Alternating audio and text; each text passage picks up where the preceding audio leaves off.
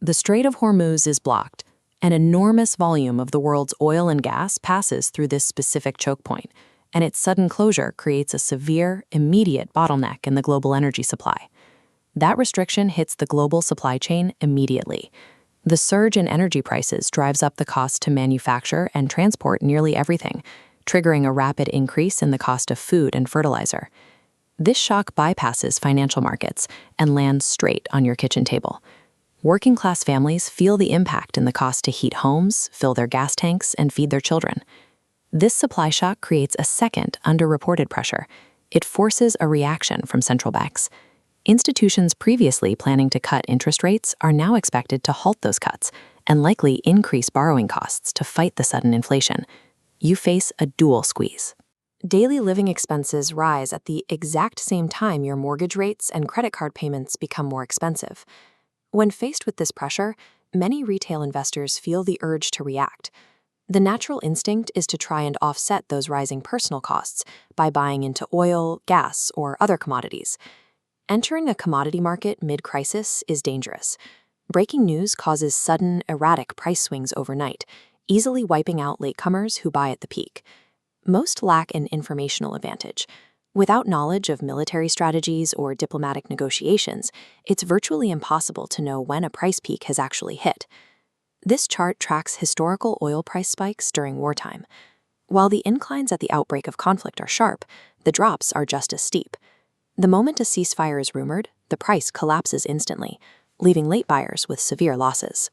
Chasing volatile commodity prices mid-crisis often leads investors directly into a trap rather than protecting their wealth. As energy prices rise, the public often demands political intervention. Voters pressure governments to implement price caps or direct subsidies to keep energy bills artificially low. A price cap's hidden mechanics. You pay a lower bill, but actual energy prices remain high. The government borrows to cover the difference, handing cash to suppliers. This wealth transfer drains the public balance sheet, funneling new debt directly into private corporate accounts. The long-term cost to the public is severe. Higher borrowing costs eventually force governments to cut public services, leading to austerity measures once the immediate crisis passes. Price caps delay the financial pain, while transferring what remains of public wealth directly to the already rich. Another proposed solution is heavy investment in domestic energy. The argument suggests that drilling for oil at home insulates citizens from global price shocks. The United States provides a clear example. Despite being the world's largest oil producer, its citizens remain financially exposed to global price surges. The disconnect lies in ownership. That domestic oil is extracted and owned by private corporations, not the public and not the government. These private entities operate in an open market. During a crisis, they sell their oil to the highest foreign bidder, regardless of the needs of local citizens. Abundant oil in your backyard provides zero financial protection if the public does not legally own the rights to the resources. Wealthy individuals experience an energy shock very differently from the working class. While most people are forced to cut back, the ultra-rich maintain their standard of living. High-net-worth individuals consume massive volumes of resources, regardless of global prices. Energy costs make up such a small fraction of their expenditure that they do not check the price of fuel before flying a private jet. Their insulation comes from structural ownership. They entered the crisis already owning a portfolio of hard assets, lucrative physical property, and the exact commodities now rapidly increasing in price. Look at the results of these common strategies. Whether a government chooses subsidies, private domestic production, or a retail investor attempts to trade the volatility, every pathway leads to the same terminal node, a transfer of wealth to the rich. Pre-existing structural ownership determines who survives a resource crisis, regardless of how fast you try to move in the market. This chart maps the risk of your current options.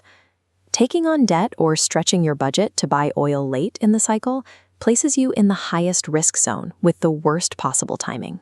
For those with existing capital, the most stable move is to maintain your pre-existing broad diversification. Avoid the urge to panic and arbitrarily overweight your portfolio into volatile commodities. For the average earner, the priority is localized stability. Gambling on global energy markets is unlikely to solve your immediate financial pressures. Owning a primary residence or paying down variable rate debt is the most effective way to tap your living costs. Securing your housing expenses creates a shield against macroeconomic shocks.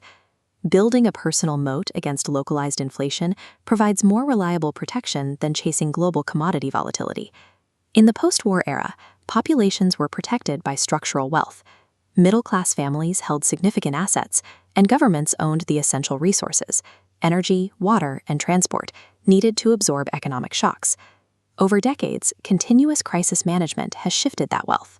By borrowing from the rich to subsidize short-term costs, governments have consistently hollowed out their own balance sheets. Depleted public reserves leave modern governments structurally unable to protect citizens. They no longer own the resources required to shield the public from geopolitical instability. Every previous crisis has been managed by shifting government wealth into private hands. Reversing that flow of resources requires a tax structure capable of recapturing wealth from the top, providing the capital necessary to rebuild national protection. The most effective hedge against future geopolitical shocks is a system where the public maintains ownership of the resources they depend on.